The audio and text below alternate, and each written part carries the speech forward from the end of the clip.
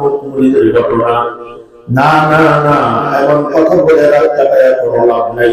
কথা চিল্লিয়ে বলে ঠিক কিনা? কথা হবে আল্লাহর, কথা হবে নবী, এক কথায় কথা হবে কোরআন আর সুন্নাহ, কোরআন আর হাদিসের।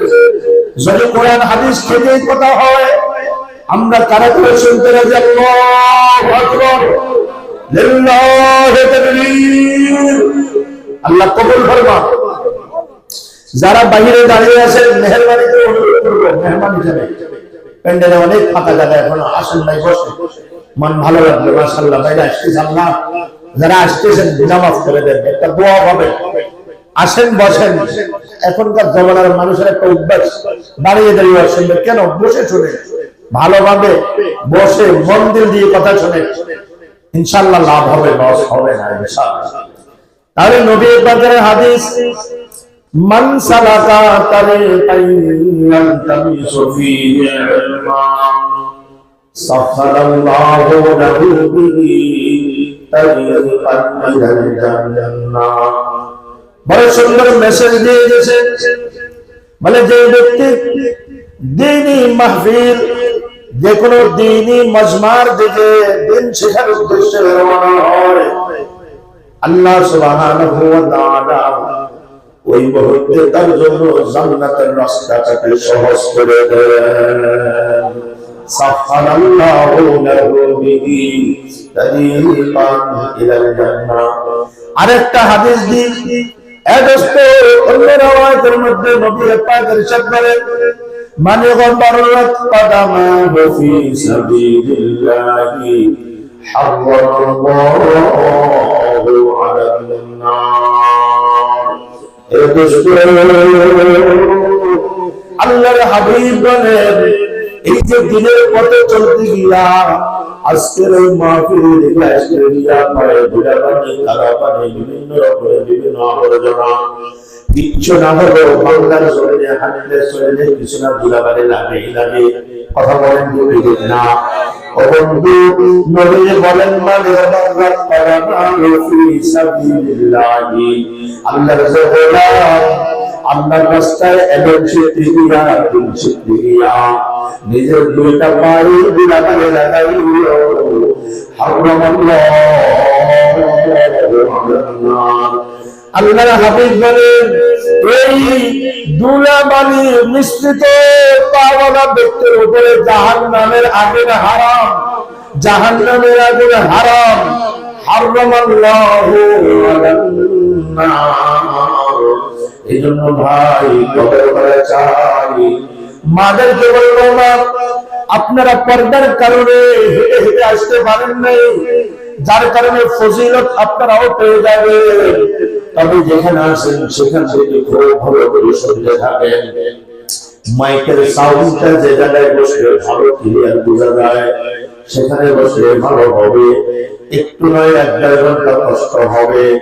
মাদেরকে আমি প্রায় বলি, যদি পাতা বিল্ডিং হয় আর দরজা জানালা লাগানো হয়, ভিতরে অবস্থা ভালো একটা ক্লিয়ার বোঝা যাবে না। যেহেতু বিল্ডিং আবার দরজা জানালা লাগানো, শীতের লাভ। মাদেরকে বলবো, না গো, যদি জাহান্নামের কঠিন আযাব থেকে বাঁচতে চাও, আজকের জন্য একটু হিম্মত করে সাহস করে কষ্ট করে একটু ল্যাপ কম্বল জড়িয়ে একটু ছাদের কোনায় বৈশা বৈশা, একটু চেয়ারের মধ্যে বৈশা কম্বল দিয়ে জড়ায়া মোজা দিয়ে পাটা ডাইকা ভালো মতে, শীত যেন না লাগে, ভালো করে বৈশা উপরে ছাদের থেকে শুনে ভিতর থেকে উপরে আওয়াজ পাবে ক্লিয়ার পাওয়া যায়। কথা বলেন ঠিক কিনা? আর না হয় ঘরের বাইরে বৈশা একটা চেয়ারে বসে সুন্দর করে চাউন্ডটা ক্লিয়ারে শোনা যায়, যেখান থেকে ভালো করে শুরু করবা। ইনশাআল্লাহ আমি এমন একটা মেসেজ মাদেরকে দেব, নবী বলেছে 4টা আমল যদি কোনো মহিলার পরিবার মারা যায়, এর জন্য জান্নাতের 8টা দরওয়াজা খোলা। মাদেরকে বলবে, মা সেই 4টা আমল কি না তাহারা হাদিস পড়ে পড়ে ভেঙে ভেঙে বোঝানোর চেষ্টা করবো। আসেন আসেন, জায়গায় আসি, সকলকে নিয়ে আমি একসাথে সামনে অগ্রসর হই। এই যেগুলো এখন বলবো, পুরুষ পুরুষ মহিলা উভয়ের জন্য নসিহা। এই কথাগুলো যুবক যুবতীদের জন্য নসিহা। এগুলো বৃদ্ধ বৃদ্ধা, বিবাহিতা অবিবাহিতা, বিবাহিত অবিবাহিত, সর্বশ্রেণীর ব্যক্তির জন্য, সর্বপ্রকারের মানুষের জন্য নসিহা। এজন্য দোস্ত ভালো করে শুনে চাই, আল্লাহ পাক রব্বুল আলামিন কালামে পাকে ইরশাদ করেন, আয়াতে কারিমা তেলাওয়াত করা হয়েছে, ইন্নাল্লাযীনা ক্বালু রাব্বুনাল্লাহ। এ হাফেজে কোরআন যারা খেয়াল করে শুনবে, আল্লাহ পাক রব্বুল আলামিন বলেন নিঃসন্দেহ, ইন্না হরফে তাহকিক, আরবি গ্রামার যারা বুঝি খেয়াল করি আমরা, ওলামারা বুঝবেন, ইন্না অর্থ কি? নিঃসন্দেহ, অবশ্যই অবশ্যই। এটা তাকিদের জন্য আসে, গুরুত্ব বোঝানোর জন্য আসে। ইন্নাল্লাযীনা ক্বালু রাব্বুনাল্লাহ, নিঃসন্দেহ যারা বলে আমাদের রব আল্লাহ। আপনারা কারা কারা এই কথার সাথে একমত দেখতে চাই? আমরাই বা কারা কারা আল্লাহকে রব বলে স্বীকার করে হাত করে দেখাই? লিল্লাহি তাকবীর। তাহলে আমরা আল্লাহকে রব মানে, ঠিক কি ঠিক না? দেখেন, আমি অতি সহজ আপনাকে গন্তব্য নিব 2 মিনিটের মধ্যে।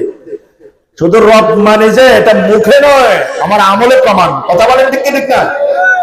আচ্ছা বলেন তো, ঈমানের পরে সবচেয়ে গুরুত্বপূর্ণ আমলের নাম কি? ঈমানের পরে সবচেয়ে গুরুত্বপূর্ণ আমলের নাম কি? মাশাআল্লাহ, জাযাকাল্লাহ, হাইয়াকাল্লাহ, বারাকাল্লাহ ফিদ দুনিয়া ওয়াল আখিরাহ। সবচেয়ে গুরুত্বপূর্ণ আমলের নাম নামাজ। আপনারা জবাব সঠিক দিয়েছেন। এই আওয়াজ কমছে কেন? হালকা।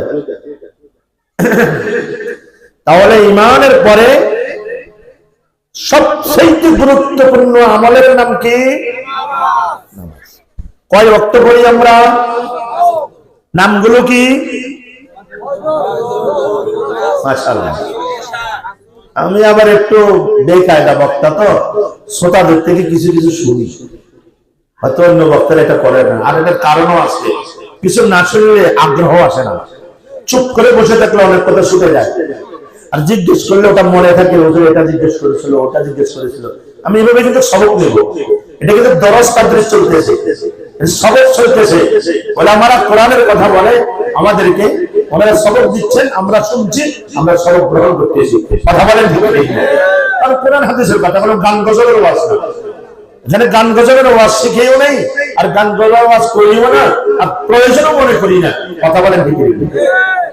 তাহলে নামাজ কয় ওয়াক্ত? আবার একটু জোরে জোরে নামটা বলেন তো দেখি। মাশাআল্লাহ, ফজর, যোহর, আসর, মাগরিব, এশা। বলেন তো, আমি একটু আগে বলেছি, আমরা আমলের মাধ্যমে অটোমেটিক আল্লাহকে শত শতবার রব বলে স্বীকার করে থাকি। আল্লাহু আকবার ক্যালকুলেটর নিয়ে বসে হিসাব করতে হবে, মুখে বানিয়ে কোনো কথা হবে না। যা বলবো এটাকে বাস্তবিক মিলে আপনাদের বুঝায় চলার চেষ্টা করবো, বুঝায় দেওয়ার চেষ্টা করবো। বলেন তো দেখি, আমরা 5 ওয়াক্ত নামাজের মধ্যে সূরা ফাতিহা পড়ি কি পড়ি না? প্রত্যেক রাকাতে ফরজ বলেন, সুন্নাত বলেন, ওয়াজিব বলেন, সব নামাজের মধ্যে, এমনকি রাতে তাহাজ্জুদের নফল নামাজের মধ্যে সূরা ফাতিহা